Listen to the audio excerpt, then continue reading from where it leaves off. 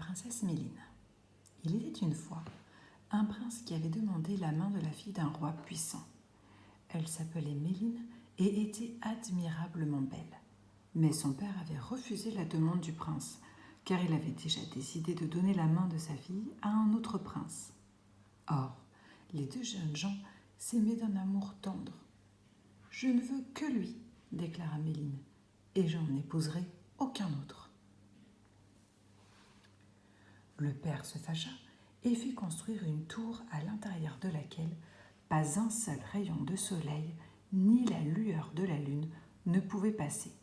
Et il dit : « Tu seras enfermé dans cette tour et je viendrai régulièrement pour voir si ton obstination et ton entêtement ont été brisés. » On apporta dans la tour à manger et à boire. Méline et sa femme de chambre y furent emmenées et emmurées. Coupée de la terre et du ciel, elle devait rester là. Le prince venait souvent près de la tour et appelait Méline par son nom, mais le mur épais ne laissait pas passer sa voix.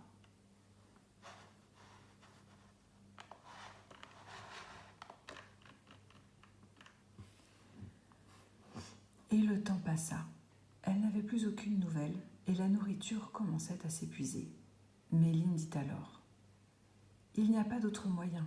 Nous devons tenter de percer le mur. » Elle prit le couteau à pain et commença à gratter et à fouiller le mortier pour essayer de dégager une pierre. Lorsqu'elle était fatiguée, sa femme de chambre la remplaçait. Elles travaillèrent ainsi longtemps, jusqu'à ce qu'elles arrivèrent à détacher une pierre, puis une deuxième, puis une troisième, et au bout de 3 jours, elles purent percevoir le premier rayon de soleil. Finalement, la brèche fut suffisamment grande pour qu'elles puissent voir dehors. Le ciel était d'un bleu magnifique et une brise fraîche les salua. Mais quel spectacle s'offrait à leurs yeux !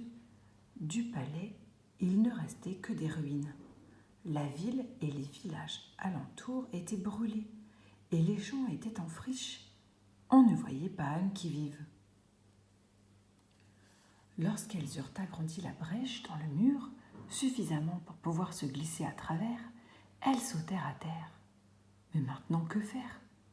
L'ennemi avait dévasté tout le royaume. Elles se mirent à marcher, au hasard pour trouver un autre pays. Mais elles ne trouvèrent ni un toit pour se réfugier, ni une seule personne qui leur tende un morceau de pain. Tout allait si mal qu'elles finirent par arracher des orties pour se nourrir. Finalement, elles arrivèrent dans une grande ville. Un cuisinier eut pitié d'elles et leur permit de rester pour l'aider à la cuisine.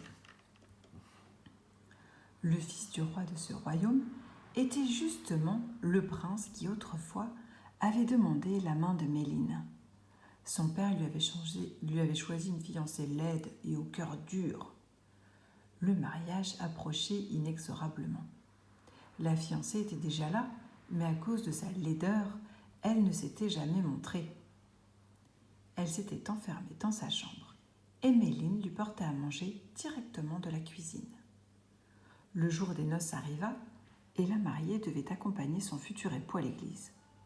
Consciente de sa laideur, elle avait honte de se montrer en public.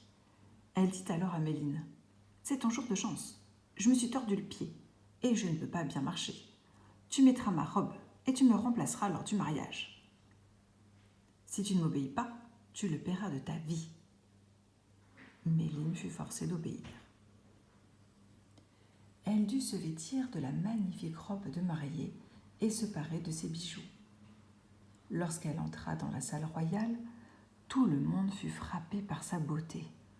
Le roi dit à son fils : « C'est la mariée que je t'ai choisie et tu conduiras à l'autel. » Le marié fut frappé d'étonnement. « C'est le portrait même de Méline, » pensa-t-il.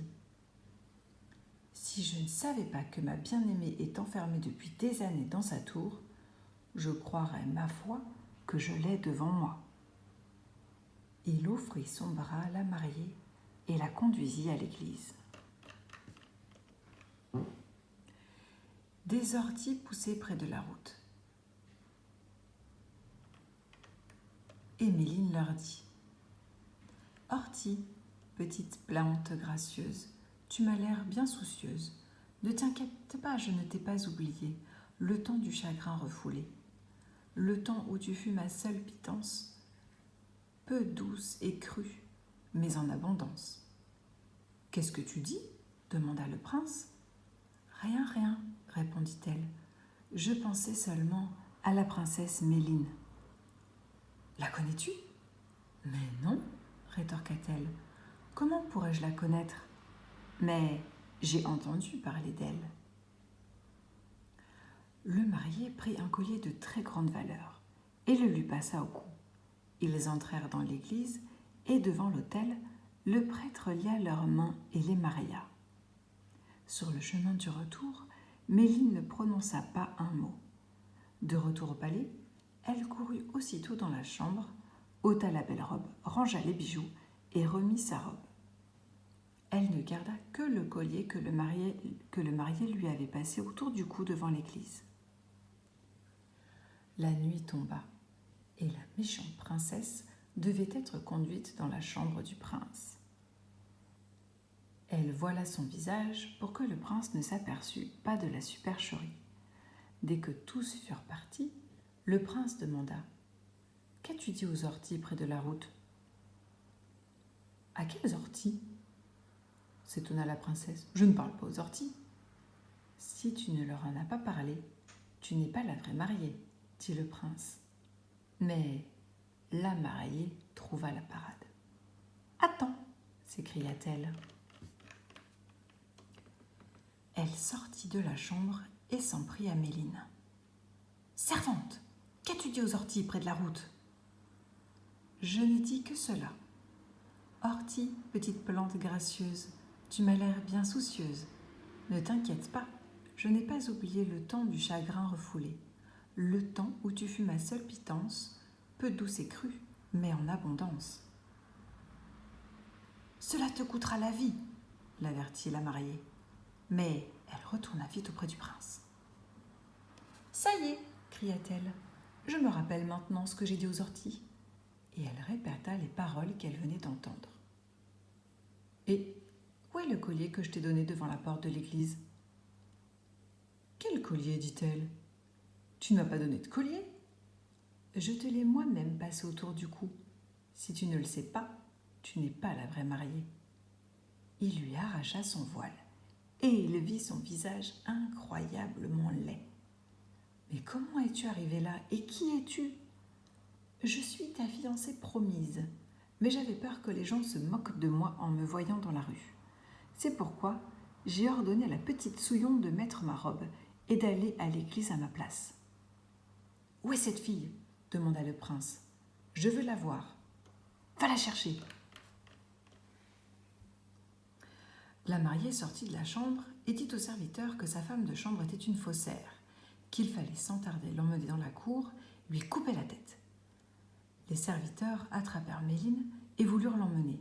Mais Méline se mit à crier et appeler au secours si fort que le prince entendit sa voix et arriva en courant. Il ordonna qu'on relâchât la jeune fille sur le champ. On apporta la lumière et le prince put voir que la jeune fille avait autour du cou le collier en or qu'il lui avait donné. « C'est toi la vraie mariée, dit-il, et c'est toi que j'ai emmenée à l'autel. » Et une fois seul, le prince demanda : « Pendant le trajet vers l'église, tu as parlé de la princesse Méline à laquelle j'ai été fiancée. Si je pouvais espérer que cela fût possible, je penserais qu'elle est devant moi. Tu lui ressembles tant. » Et la jeune fille répondit : « Je suis Méline, celle qui, par amour pour toi, fut emprisonnée pendant 7 ans dans un cachot obscur, celle qui a souffert de faim et de soif, et qui a vécu si longtemps dans la misère et la détresse. Mais aujourd'hui, enfin, le soleil a de nouveau brillé pour moi. On nous a mariés à l'église, et je suis ta femme légitime. » Ils s'embrassèrent et vécurent heureux jusqu'à la fin de leur jour.